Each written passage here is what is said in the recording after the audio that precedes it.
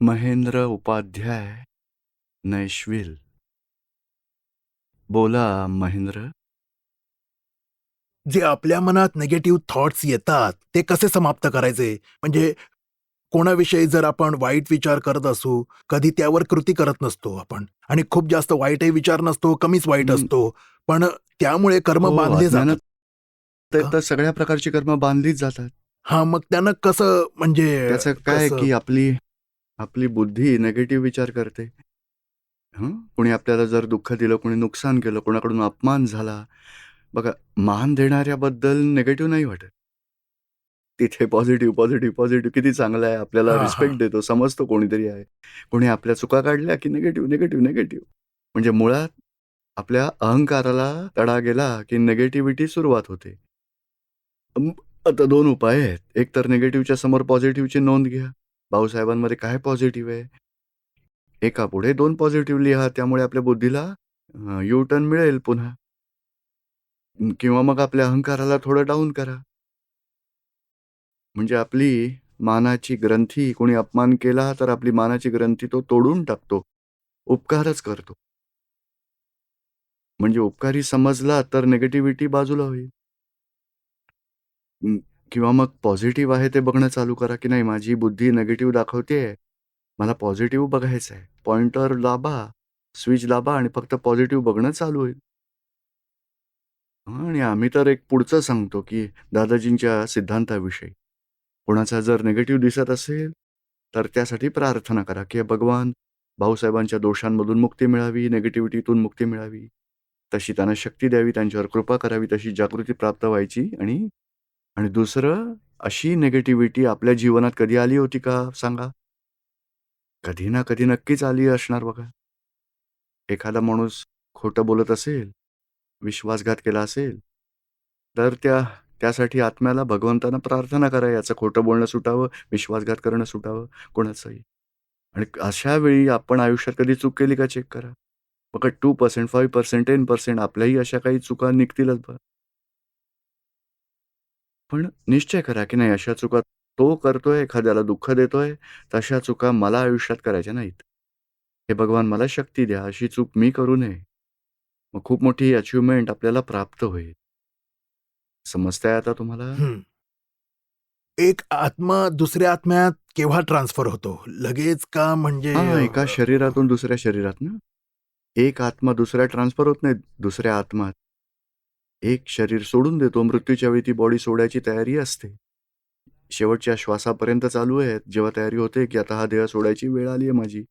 तेव्हा soul with causal body, electrical body इथून एलॉगरेट होतं. आणि जी कॉझल बॉडी आहे, अकॉर्डिंग टू कॉझल बॉडी त्याला आई-वडील मिळतात. मग आई-वडिलांचे आईच्या गर्भात पोहचून तो आधीचा देह सोडतो. ॲट अ टाईम दुसऱ्या जन्मासाठी दुसरं घर मिळतं at a time. At a time. हो, एलोक्वेंट होतो म्हणजे. म्हणजे म्हणजे बघा जसं इलॅस्टिक असतं ना, एक पोल इकडे आहे, दुसरं तिकडे आहे. इकडे टच झालं, इकडून तो सुटतो. इकडे आला. तो ॲट म्हणजे अ टाईम. भटकत नाही जे नाही, नाही, नाही. लोक तो म्हणतात. भटकतोही, पण तशी लाखात एखादी केस असते. कधी क्वचित काय होतं, की इथून देह सुटतो, तिकडे वेळ ती मॅच होत नाही. ते घर आपल्या हातून निसटतं.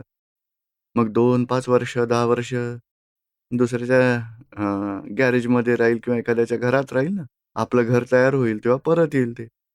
असं आहे.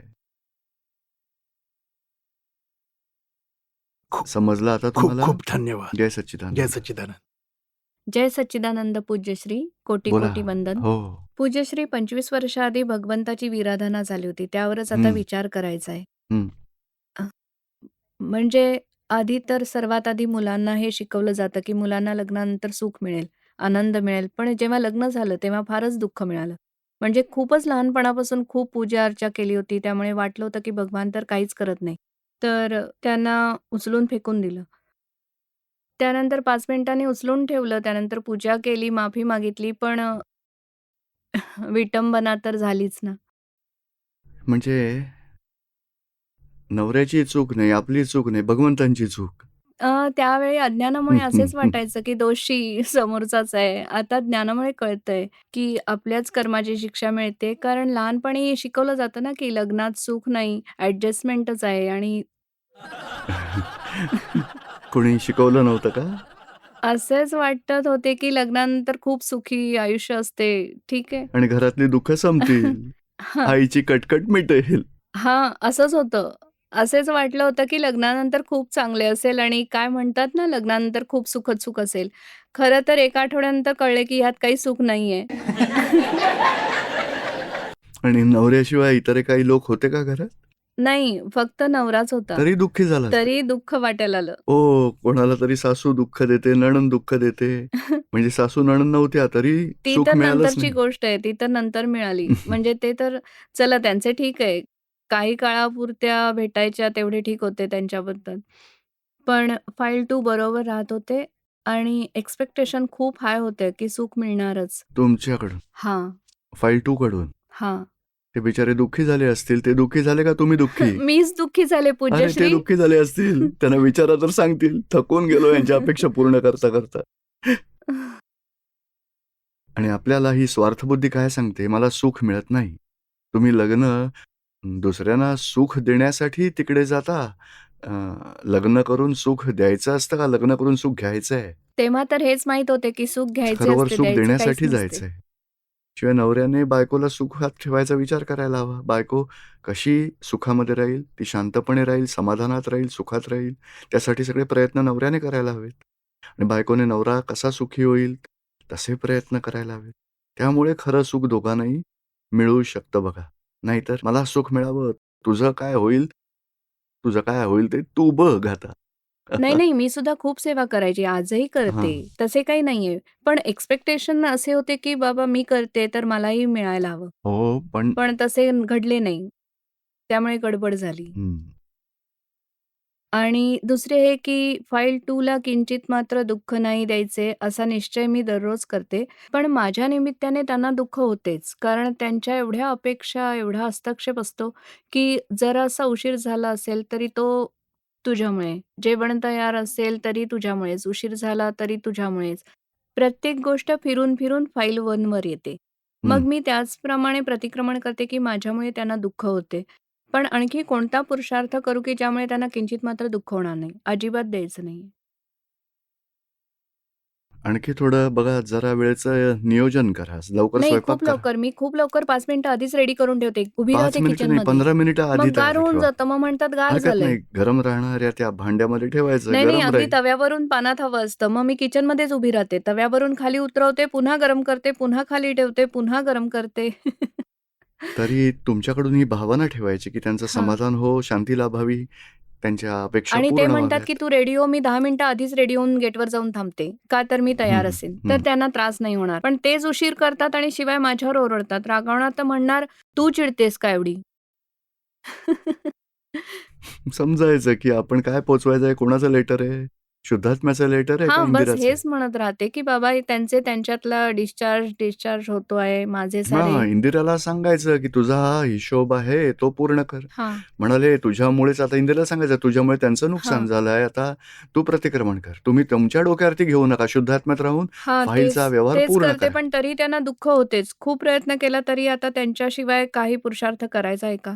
पुरुषार्थ असा करा, की म्हणा या जन्मात, पूर्वजन्मात राग, द्वेषाने, मोहाने, विषय कषायाने एकमेकांना जे दुःख दिलं गेलंय मनापासून मी पश्चात्ताप करते आणि ह्या जन्मात समभावाने एक-एक व्यवहार पूर्ण करा आणि पुढच्या जन्मात मोक्षाला जायला सिमंदर स्वामींच्या निकट शरण मिळावं, मोक्षगती मिळावी असा हा मला संसार नकोय त्यासाठी प्रत्याख्यान.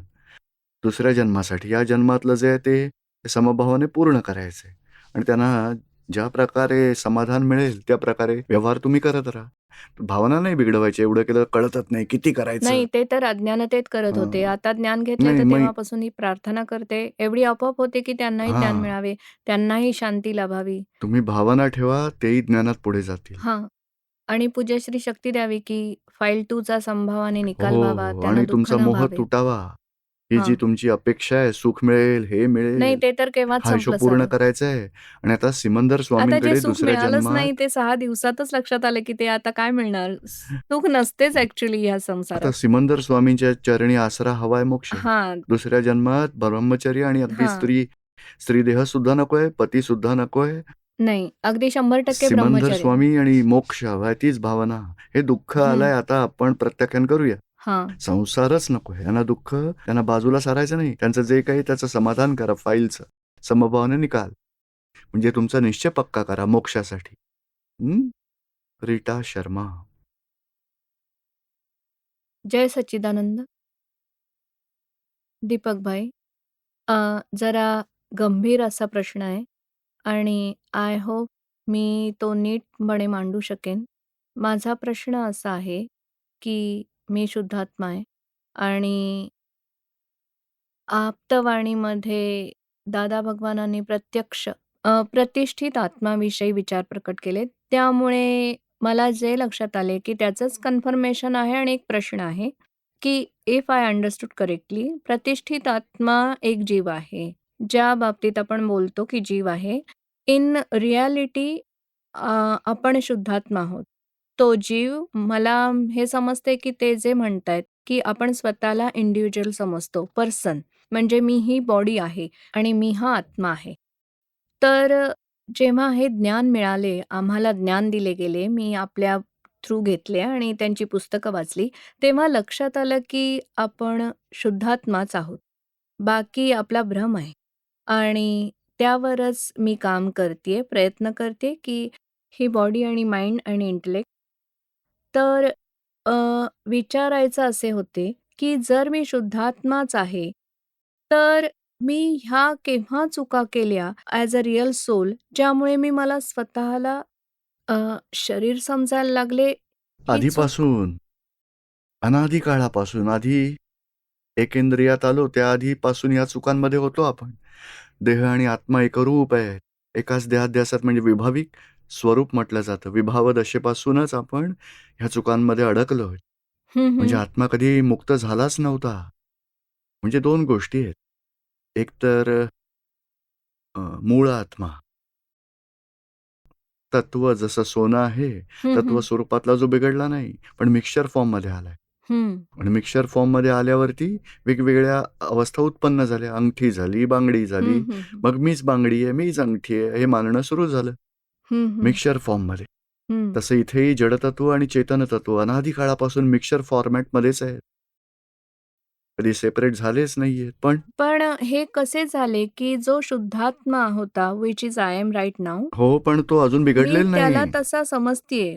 म्हणजे मी समजणे इज नॉट हं. इनफ. म्हणजे मला समजलंय, पण तरीही मी ते विसरतीये आणि हे म्हणता येते, की मीच रीटा आहे. माझा नवरा, माझं घर, माझ्या वस्तू माहिती असूनही मला वाटायचं, की 6 वर्षापूर्वी मला नव्हतं माहीत.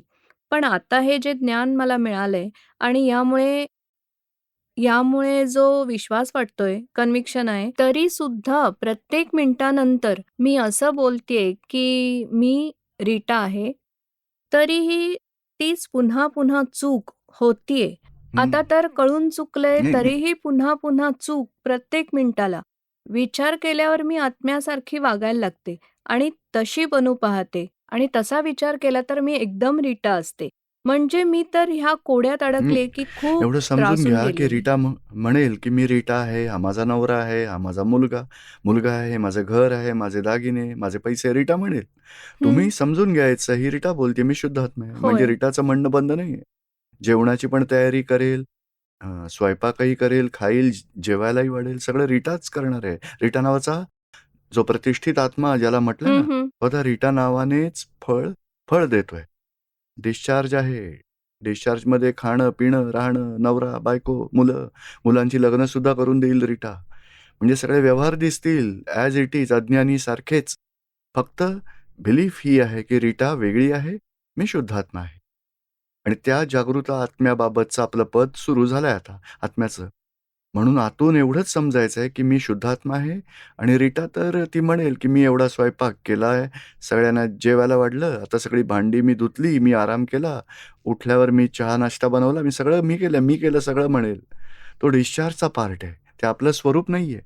जशी कॉजेस पेरली होती तसं परिणाम ती बोलणार, चालणार, गप्पा मारणार, झोपणार, रडणारही तीच. सगळं करणार. पण आपलं ते स्वरूप नाही, हा डिस्चार्ज आहे. त्याचा परिणाम होतोय आता. म्हणून या रीटाला बदलायचं नाहीये. फक्त एवढंच, जसं नाटकात एखादा माणूस असतो, तो म्हणतो की मी राजा आहे, भर्तृहरी राजा. पिंगळ्याने माझा विश्वासघात केला. संन्यास मी घेतला, तो म्हणेल. पण ते नाटकात त्याला स्वतःतून माहिती आहे की मी तर लक्ष्मीचंद ॲक्टर आहे आणि या नाटकात तर मी भूमिका करतो आहे. समजलीये मला ही गोष्ट हं. आणि मला माहिती आहे, की मी रीटाला असंच बघतेय. तरीसुद्धा माझी इच्छा आहे, की मी तिला बघत राहावे आणि आपल्या या स्थितीपासून बाजूला न व्हावे. आणि जेव्हा तशी इच्छा असते, हेतुपुरस्सर इच्छा असते, की तसे होते. I am there and I see how this is acting, how this is talking, how this is doing. पण तसे तेव्हाच कळते, जेव्हा मी तसा विचार करते. जेव्हा मी स्वतःमध्येच ॲज अ रिअल सोल बनून जाते. जेव्हा बोलत असते, काही करत असते, त्यावेळी हे शरीर बोलतं, रीटा बोलत असते. त्यावेळी मी तिच्याबरोबर नाही, एकरूप नाही, होऊन नाही. जाते. आय तसं नाही. Don't have that separation that time. त्यावेळी तसं नाही राहणार. पण घाबरू नका. त्याचं काय की सुरुवातीला कर्मांचा उदय होईल. त्यावेळी कर्मांच्या उदयाचा फोर्स जास्त असेल तेव्हा एकटेपणा वाटेल बघा. पण कर्म पूर्ण झाल्यावरती त्वरित जागृती येईल.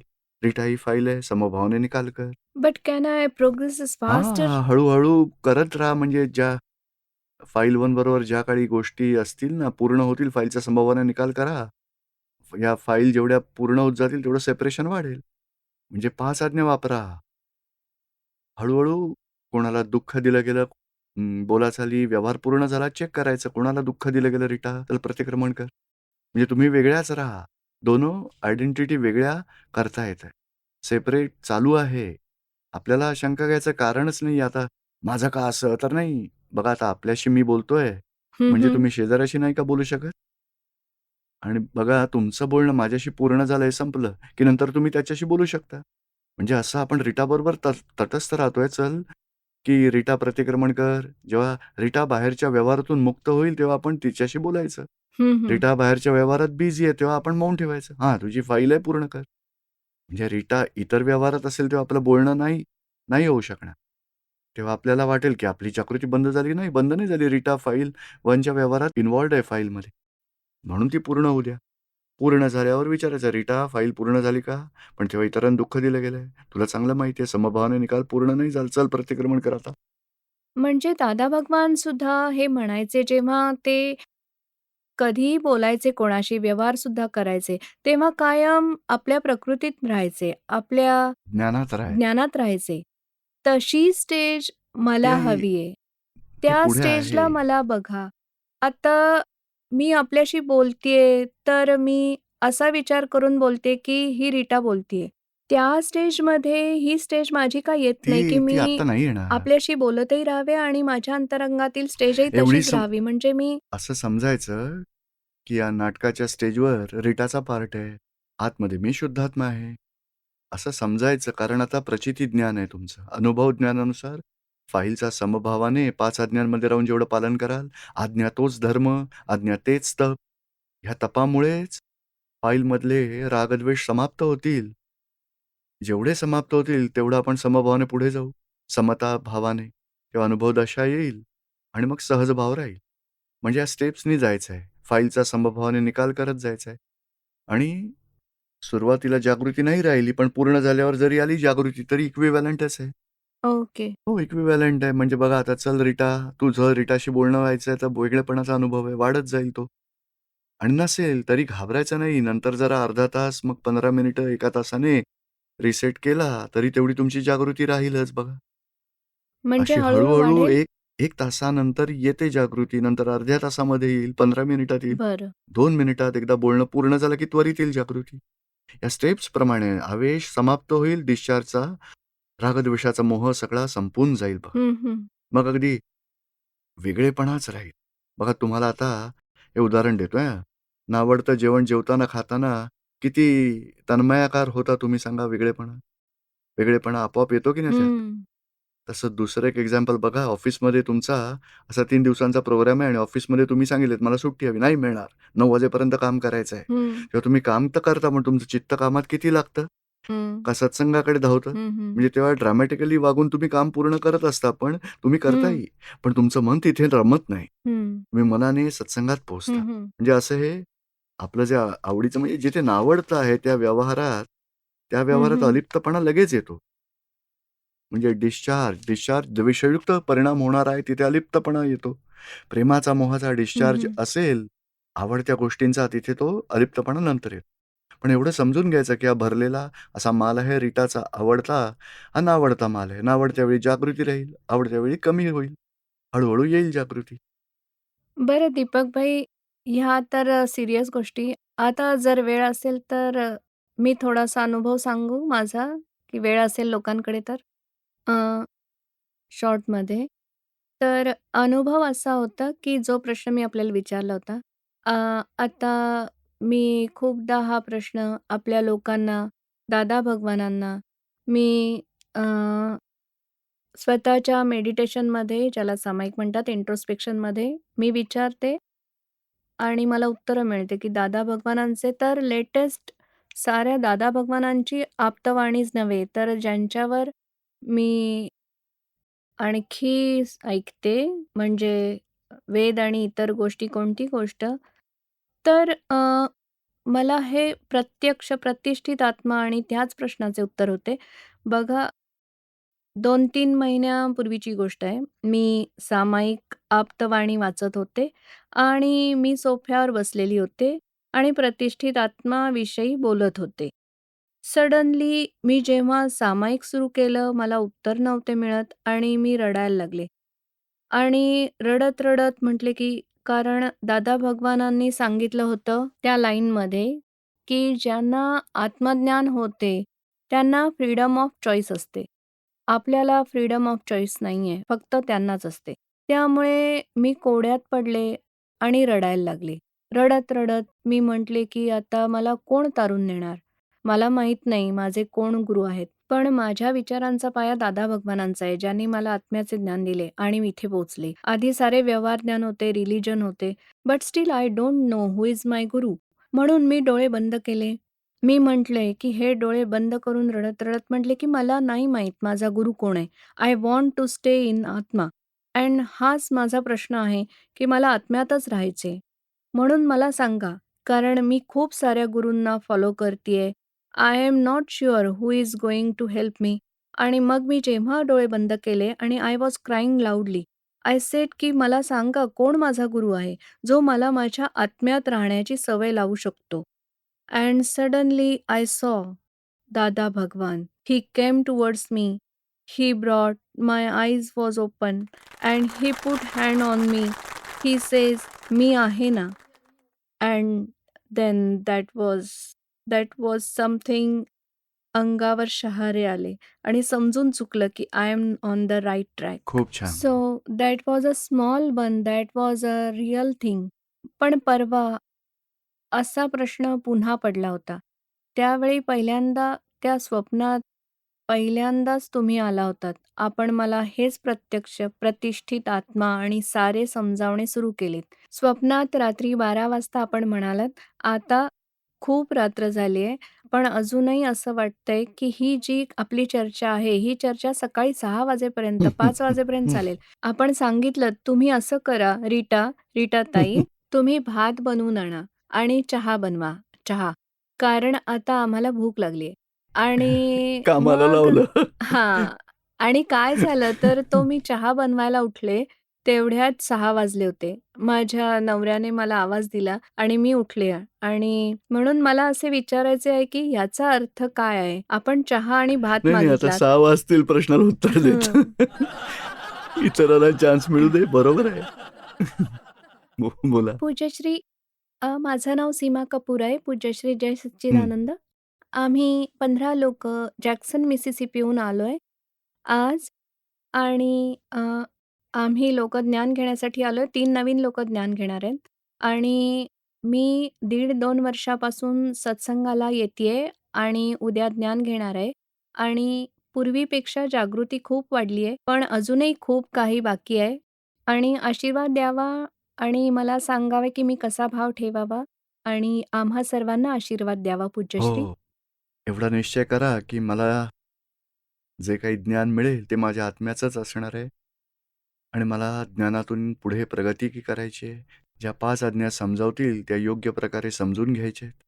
जेवढी ज्ञानवचनं ज्ञानविधीत वलवून घेतील एकाग्रपणे ऐकायचे आहेत. शब्द रिपीट करायचा आहे मोठ्या आवाजात आणि 5 आज्ञा ज्या समजावतील त्या चांगल्या तऱ्हेने समजून घ्यायच्या आहेत. डे टू डे लाईफमध्ये यातल्या आपल्याला उपयोगात आणायचे.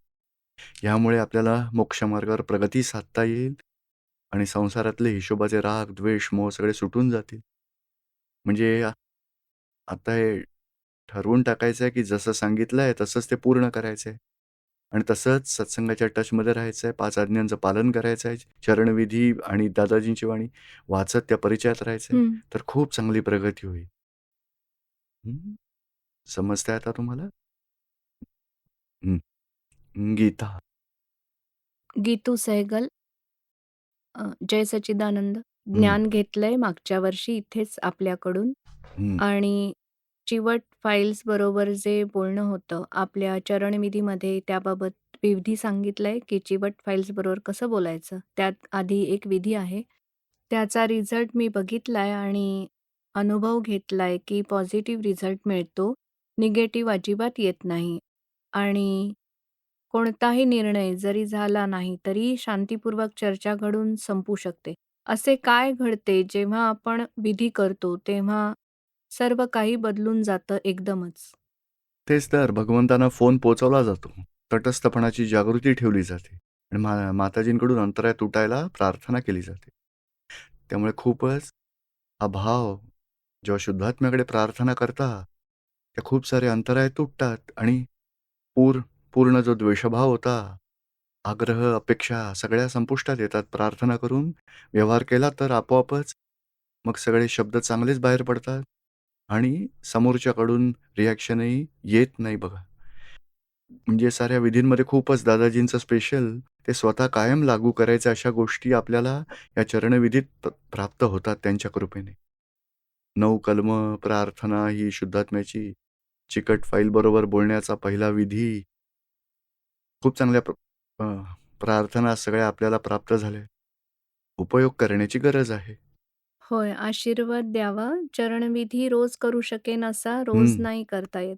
हो, हो. वेळ सेट करायचा. मोकळा वेळ तुम्हाला 10-15-20 मिनिटं काढायचा आहे. नीट होईल सगळं काही. जय सच्चिदानंद.